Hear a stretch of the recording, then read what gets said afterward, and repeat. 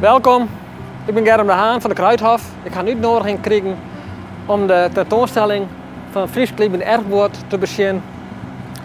Door corona is deze helaas net meer te bezieken, maar ik neem in mij naar binnen, zodat je hem toch even zien kennen wat hier allemaal te doen is. Zou je hem zeggen, als je binnen alle verschillende Kliebend Erfgoed. Je ziet er zelf 1, 2, 3, 4, 5, 6 zo'n levende bjem, midden in het pand. Even zien, wat is dit? Present van Friesland. Appelbjem. We hebben hier een boekje met uitleg. Voorop zit de namen. Dan een verhaal wanneer het ras ontstaan is. In Nederlands en in het Fries. Daarna hebben we een gedicht over de parabiem. En op het tweede bladzijde gaat het verder. En zo hangt het bij elke BM hier als uitleg jong over het ras. Dan hebben we hier nog een zadenbank zaten zien. Allerlei verschillende sieren.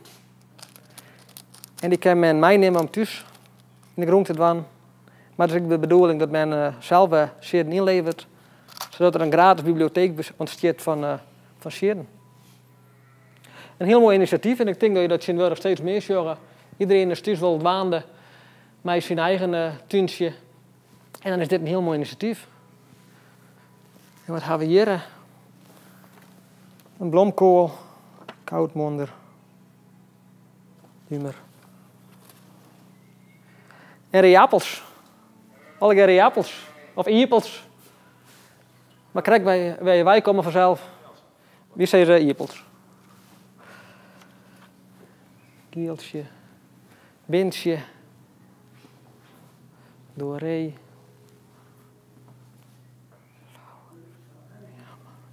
De Irene. Een soort bekende rasje ook wel.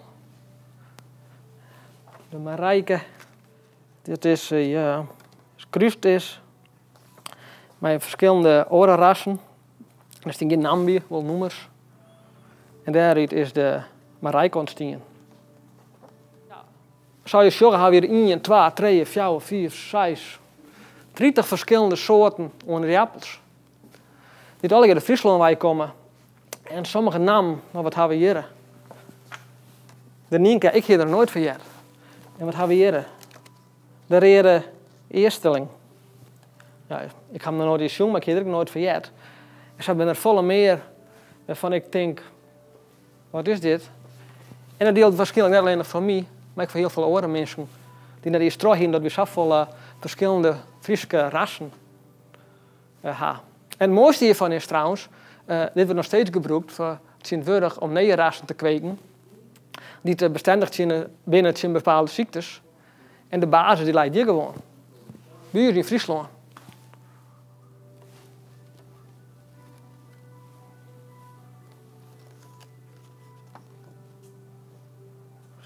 Winterkoren. Gerst. Daar hebben we het bier van maken vanzelf.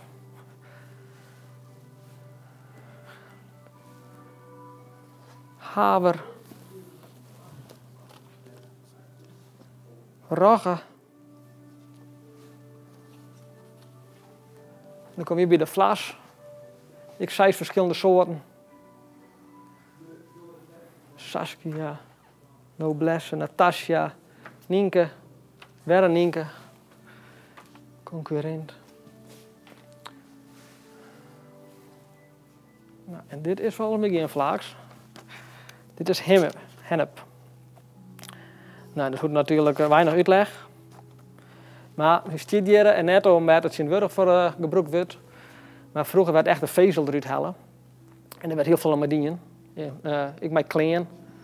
Tegenwoordig wordt minder, maar ja, nou komt er ook wel uit waarom. Want iedereen wordt meer biologisch. En ik denk dat hennep wel meer een goede toekomst had. Dat we dat tegenwoordig volle vaker zien komen aan de kant van de wei. En er zit er geen stof van in, dus daar maai je het gewoon.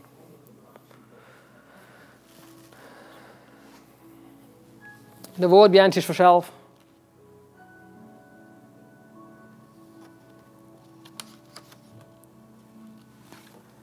En de rere krobbe.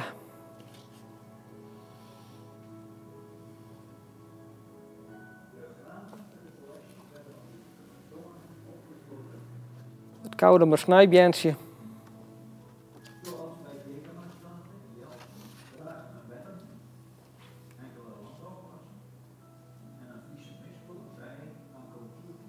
Je ziet nog bij wat hoe je er met wang kennen, hoe je hem gebruiken kennen, hoe je hem eten kennen. En dan hebben we hier aquarel. Maak het door Henny Dijkstaal. Die dieren druk dwaande is. Hoi. Drop? Ja, vanzelf. Dwaande. Nou, dat is ook heel wichtig. En wat al je wat? Ja, wissel. Dit is het mooiste atelier van Leeuwarden met aan alle kanten licht om je heen. En ik vond het leuk om, behalve dat ik hier werk mocht maken van tevoren in de winter, dacht ik heb wel weer zin om hier mensen te ontmoeten die over de tentoonstelling praten, maar ook over hoe ontzettend mooi simpel een valappeltje is. Maar ik ben dus gewoon bezig geweest met wat er bij mij in de tuin was, of hier lag, mooie appeltjes. En dan zit je, als er dan even geen mensen waren, te kijken, oh wat zitten daar een mooie rode streepjes in. Wat is het eigenlijk een ontzettend mooi appeltje. En dus dan was het bijna soms een storing als iemand op de vingers kwam van, wordt het wat? Nou, nee, maar ik wil wel even gezellig met u praten over van alles en nog wat. Dus ik had hier een heerlijk hoekje, 3 dagen in de week zat ik hier 's middags te werken en soms even wat te dromen. Want het is nogmaals, het is een heel mooi licht atelier op het mooiste plekje van Leeuwarden. Het moet even drogen, want het papier bubbelt een beetje. En als het dan nog een klein beetje vochtig is, dan loopt die verf zo mooi weg. Maar dat moment precies te pakken. Nou, ik wou dat ik dat precies wist, want dan werd ik heel rijk. Maar ik probeer het iedere keer. Maar het is spelen met water en verf wat ik hier doe.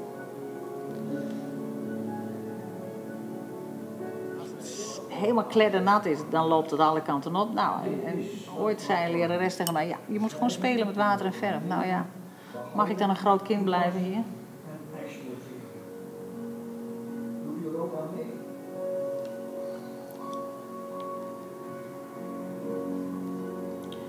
En het licht wat er is, moet je open laten. Nou, dat is misschien wel net als met corona, er is genoeg licht, maar je moet het wel zien en open laten. En niet dicht timmeren met alles wat niet mag. Dit ben de eerste roge schetsen zat te zien. Dan ben ik blij dat voorop staat wat het is.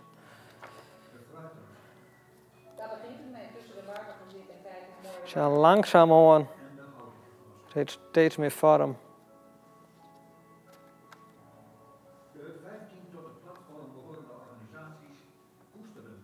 Verschillende kleuren.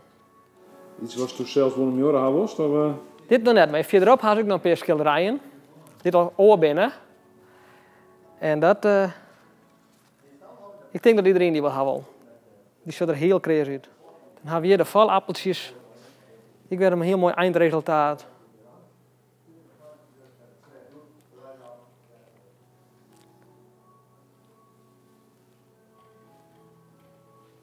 Dan hebben we hier nog wat bijzondere rassen op sterk water zetten zien.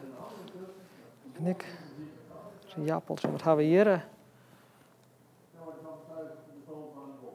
De grille brandschap.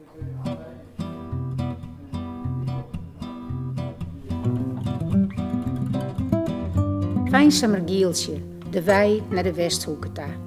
Het lucht, tikke boet het oer de langste dagen. Een vrouw rint de diekdel met haar boodschaptas. Een kikkert in de sleet, je rappels op het laan, lange stappen de delte in. En al die leegte liet me het onderskieden. Mijn eigen knipperje simmer. Heeg, ik neem een kleed mee, ik vind de touter. En in een eegwink is eensemers wei. Van woord bij een waterhoen. ja, ik zie een bedroom aan het jongen. Nou, die hebben we hier. Dus daarbij hebben we aan de andere kant. Daar hebben we de waterhoen. Wij in Friesland natuurlijk ook verschillende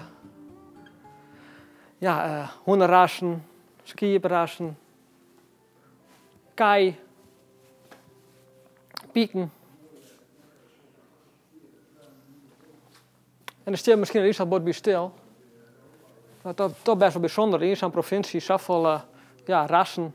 En dan qua cultuurgewassen, maar ook gewoon qua beesten had. Dus hier zijn de orenschilderijen. Ik kan het maken door Henny. Dit is het eindresultaat van de rabarber. Nou, en dat soort dus net meer staan.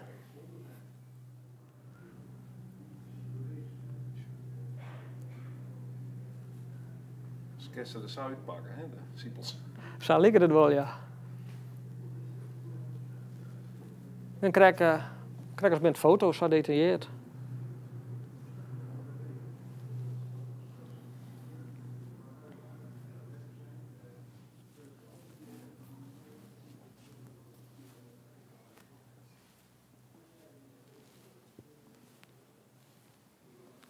Nou, weer nog wat informatiefolders. Zodat je thuis alles nog een keer rustig nalezen kennen.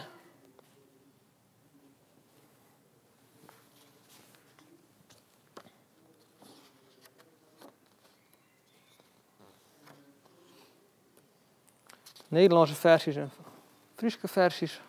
Sommige folders ook wel. Het mooie van deze tentoonstelling is dat mensen maar even weten dat het er is. Maar ik wil mensen het meenemen. Ieder zie het bang wijs dat ze thuis zelf ik bezig zijn. Hè?